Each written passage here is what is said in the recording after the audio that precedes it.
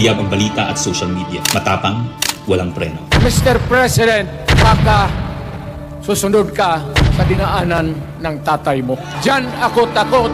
Ayaw ko mangyari sa iyo yan. Nagbato ng maaanghang na salita si dating Pangulong Rodrigo Duterte laban kay Pangulong Marcos tungkol sa di umano'y paggamit ng droga at ang kontrobersyal na People's Initiative. Sino man magsabi na walang paki ang Senado sa usaping ito, isa lang ang masasabi ko, walang gamot sa kakapalan ng mukha mo. Sa Senado, sa kapareho at sumunod pang mga buwan, si Senator Amy ang nanguna. Pakialam sa PR, wala kayong pakialam sa PR, wala kayong pakialam sa PR. Siya ang unang nagtawag ng pansin. Siya ang unang nagtanong, para kanino ba talaga ang PI na yan? Marso 2024, sa kabila ng bangayan sa harap ng sambayanan, narinig natin si Pangulong Marcos. Matatag, matapang. The International Criminal Court has no jurisdiction over the Philippines as we remain to have a working judicial system and law enforcement mechanisms. Walang jurisdiksyon ang ICC sa Pilipinas. Sa sabong, nagpagpag siya ng balahibo. Ang hindi natin alam, paghupa ng alikabok ay nagsimula ng ilatag ang plano para muling sumagi sa ICC. Kaya pagtungtong ng Mayo, tahimik ngunit mabilis ang galaw. Isinumite ng DOJ ang legal brief para sa posibleng pag-aresto kay FPRRD. Isang pagtataksil na walang nakapansin. Hulyo, pumutok ang balita. Nagbitaw si VP Sara bilang DepEd Secretary. Tendered my resignation as the Secretary of Education effective July 19, 2024. Isang babae ng tapang ngunit walang nagawa dahil sa likod ang tamang. Agosto, isinagawa ang unang Quadcom hearing laban kay FPRRD habang inuusig ng COA ang confidential funds ni VP. Ang hindi natin alam, sa gitna ng lahat ng ito, itinalaga na ni PBBM si Marcos Lacanilaw bilang Special Envoy ng Transnational Crimes na siyang magsusuko kay FPRRD. At maluwag na rin pinapasok ng bansa ang mga tiga-ICC noong Oktubre. Walang bahid ng pagtutol, walang balak na ipagtanggol ang kapwa Pilipino. Nobyembre, nag-iba na ang ihip ng hangin. Matatag, matapang, walang bahid ng pag-aalinlangan. Narinig muli natin si Pangulong Marcos, ngunit iba na ang sinabi. If yun ang gugustuhin ni PRRD, hindi naman kami haharang doon sa mga ICC. Para tabunan ang galawan, pinaingay ang impeachment complaints laban kay VP Sara. The Office of the Secretary General will transmit the 2 impeachment complaints filed against Vice President Sara Duterte. Kahit pa nagkaroon ng INC rally noong Disyembre, naidiin pa rin ang impeachment sa Kongreso. Planado na rin ang pagpirma ng questionableng 2025 budget kahit bat-bat ng anomalya. Enero 25, 2025, sinimulan na ang Oplan Tugis o Operation Pursue, ang lihim na operasyon para hulihin si Duterte. Pagsampa ng Pebrero, nag-apply ng arrest warrant ang ICC prosecutor. Isang tahimik na pag-uusig habang tayo'y pinaiikot ng mga rally at press release. Marso, muling nilinlang ang bayan. Humingi daw ng 60-day extension ang DOJ para sa EJK report noong Marso 6. Pero ang totoo, nakabinbin na ang arrest warrant mula sa ICC chamber Marso 7 hanggang 10. Ang hindi natin alam, Marso 11, 2025, sa kanyang pagbalik sa Pilipinas, hindi pa man bumababa ng eroplano si FPRRD, isinagawa na ang pag-aresto. Maingay ang paligid, magulo, pero ang dating Pangulo ay nanatiling kalmado. Isinakay siya papuntang The Hague alas 11 ng gabi. Kasama sa eroplano si Marcos Lacanilaw, ang nagkanulo, ang nagsuko. Pero kanino ang sisi? Sa mga utusan o sa nag-utos? Managot ang dapat managot, nakalatag na. It's a request to the Philippine government from Interpol enforce the arrest warrant. And we have commitments to them. Ayaw nila ipagpatuloy ang pag-iimbestiga. Maliwanag na ang buong administrasyon na ito mula sa pinakataas hanggang sa galamay. Nagplano. Ikaw ho ba nagplano ng lahat ng ito? Hindi naman. It was a group effort. Secretary Chudoro was there, Secretary Amy was there too, and the President and I. Nagsakatuparan.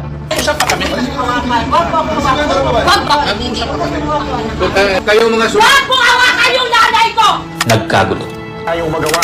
Wala tayong magawa dahil mismo ang gobyerno. Nagtakpanan. Mamili ka. Kapag warrantless arrest, edi may period. Kapag may warrant, walang period. And I'm being cautioned by the DOJ, ma'am, that it may be sub judice already to discuss that because of the habeas corpus pending in the Supreme Court. Ngunit lumabas ang buong katotohanan. Ganito pala ang bagong Pilipinas. Hindi man lang natin alam. Tahimik ang pagtataksil. There was no red notice and what was issued was merely a diffusion. Tahimik ang pagwasak. Paliwanag mong maigi, representative ka ba ng Pilipinas o representative ng Interpol? Pipili ka lang. Represent ko po ang Interpol NCB Manila. So mali itong papel na to. Harapan ang pagtalikod.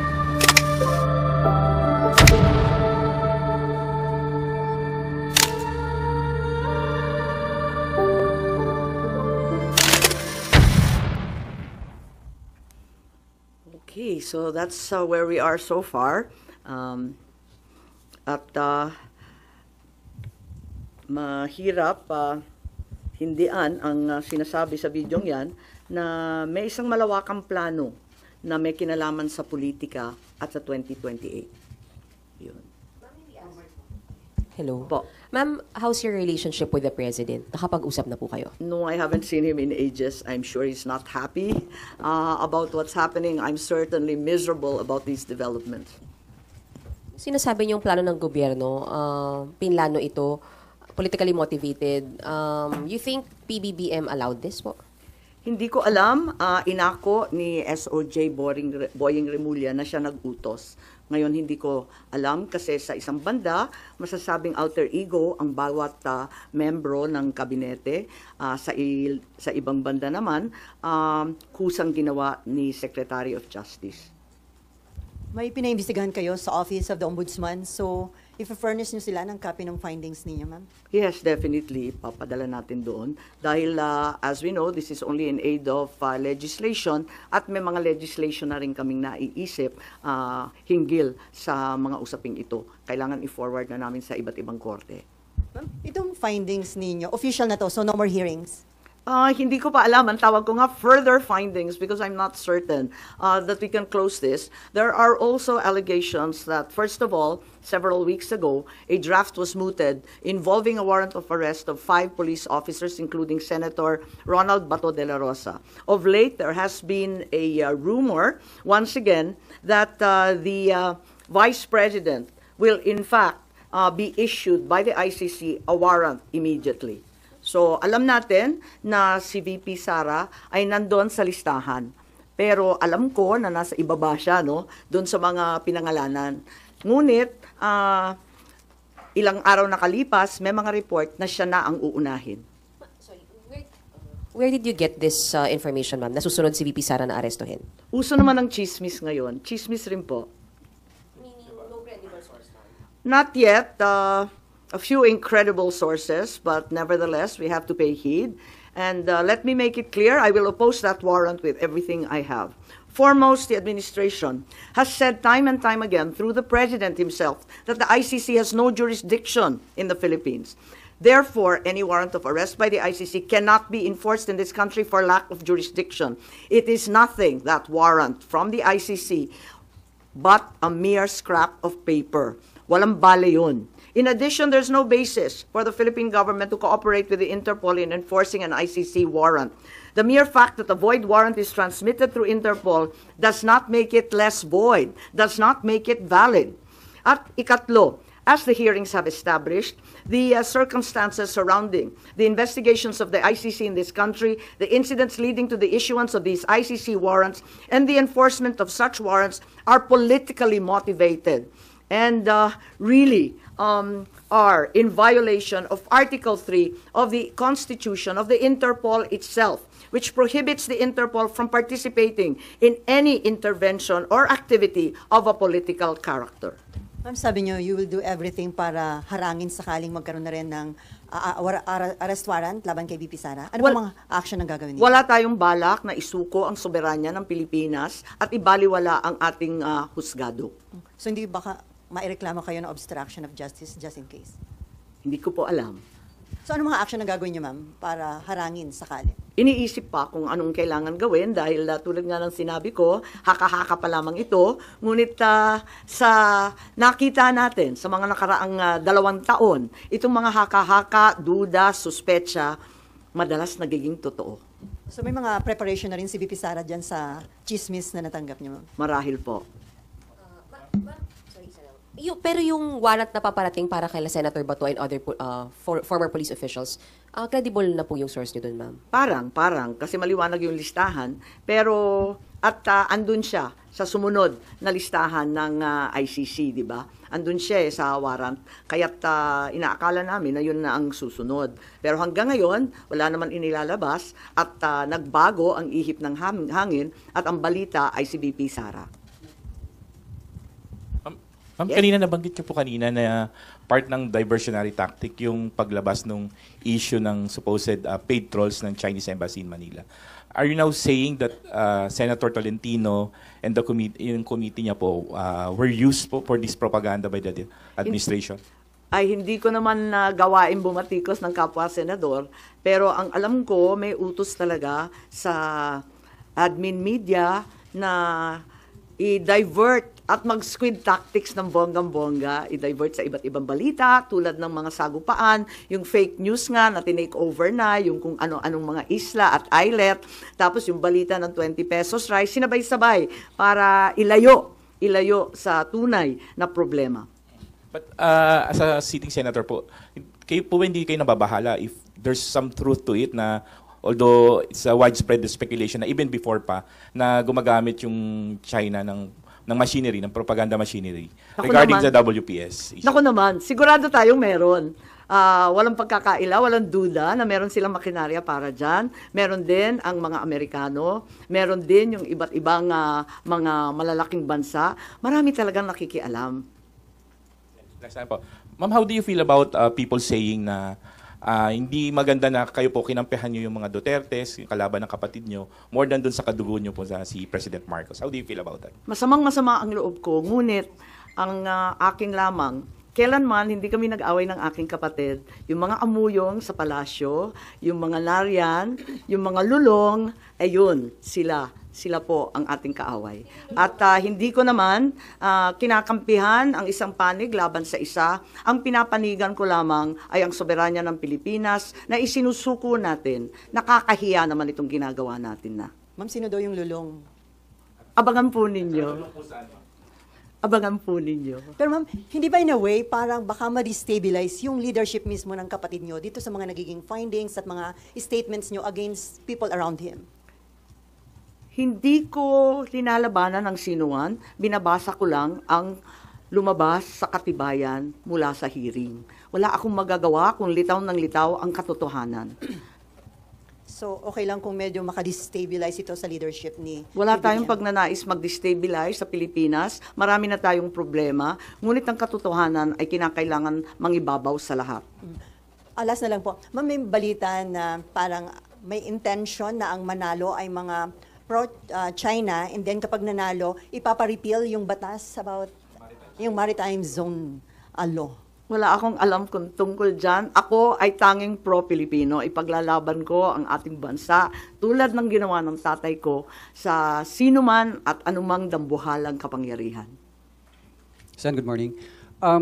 Do you think yung pagsasampa ng reklamo sa ombudsman could help deter kung ano man yung susunod na plano ng ICC para magdalawang isip yung mga nagpatupad nung una kay dating Pangulo? Sana po. Inaasahan ko po. Kailan po kaya yung pagsasampa ng reklamo? Tignan natin kung anong magagawa. Ito lang yung mula sa amin sa findings, ito ang lumilitaw at saka si Justice Ascona, sabi niya may labag talaga sa ating saligang batas, sa ating mga batas na pinaiiral at kinakailangan managot yung naglabag. Ma'am, balikan ko lang yung warrant, ICC warrant to, ma'am, no, yung narinig nyo para kay VP Sara. When is this coming out? Chismis nga lang kaya walang name and date. Ma'am, yung further findings nyo, does it need yung approval po ng committee members? Yes, hindi to committee report hindi ako kukunwari na committee report to. We are not in session, we're in recess.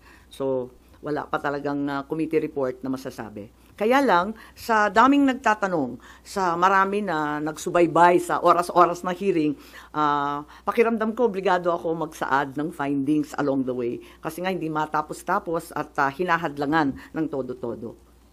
Doon may binabanggit din po na yung Republic Act 9851 wherein it says na yung pag-present sa local court ng isang individual who is facing an allegation of crimes against humanity, hindi na kailangan the government, although the term used was may surrender yung individual niya. Do you think it's enough doon sa nangyari kay former president?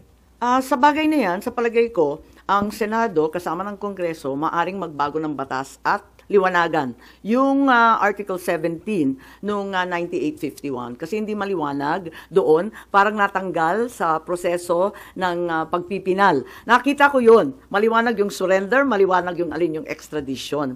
Maliwanag na yung surrender ay para sa dayuhan lamang. Pero doon sa final version mukhang na-edit, kaya maari natin tignan yan dahil ang purpose ng investigation sa Senado ay talagang in aid of legislation. Isa na yun na kinakailangan tignan. Isa pa yung extradition law na inakda ng tatay ko. Ang tagal-tagal na nun. Marahil kinakailangan tignan na rin natin yan dahil hindi na pakay sa mga problema ngayon yung ibang provision doon. Since it's not yet amended yung binanggit niyo po na Section 17, that's still existing. Hindi po ba enough to justify what happened during yung March 11 arrest? Kapag hindi maliwanag ang isang bagay, binabalikan yung debate sa Senado, yung transcript at saka yung contextual analysis ng mga pahayag ng ipinasa, rinipaso yan. At maliwanag dun sa original na talagang yung surrender ay para sa dayuhan lamang. Kung bakit na iwaglit at naiwan yun at may nilagay na mga pag-aamyenda sina Senator Subiri, sina Senator Gordon noong panahon na yon, hindi ko alam kung nakalimutan lamang o sa pagmamadali, hindi na isaayos ng maigi. Pero yan naman ang trabaho talaga ng mambabatas. Tignan at isaayos, iklaro ang mga hindi masyadong maliwanag. Ma'am, pareak lang dito. Yung kay Pangulong Marcos po tsaka VP Sara na trust and performance rating, kay Pangulo po 60% trust, 59% performance, pero it represents a decline po since nung fourth quarter ng bansa. Habang kay VP po, tumaas po siya ng 9 percentage point. Comment on this. Pasensya, pero hindi na ako nagbabasa ng survey. Kaya hindi ako up to date dyan. Ang nararamdaman ko, ang pagpuot, ang hinanakit, at ang galit ng mga Bisaya. Galing po ako sa Cebu, mamaya pupunta ako sa Davao. Alam na alam ko ang pakiramdam nila. Ngayon, kung ganito rin ito sa Luzon, ramdam ko sa Manila, hindi ugali ng Pilipino ang pang-aape sa matanda na may sakit. Hindi natin gawain yan. Bakit bumaba yung survey ni Pangulo? Hindi ko alam. Tulad ng sinabi ko, napakaraming survey ngayon na kung tutuusin, kinakailangan na siguro i-supervise, i-control ng COMELEC kasi grabe na ang mindsetting, brainwashing, and laying the predicate, ika nga.